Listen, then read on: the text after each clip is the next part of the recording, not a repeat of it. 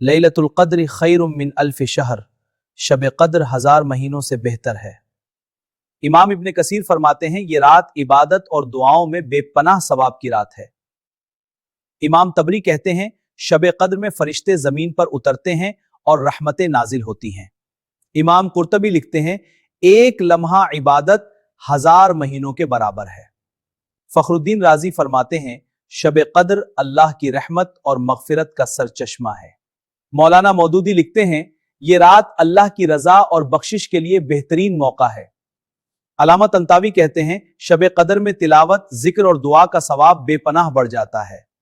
शेख इब्न Uthaymeen फरमाते हैं शब क़द्र की इबादत 1000 महीनों की इबादत के बराबर है।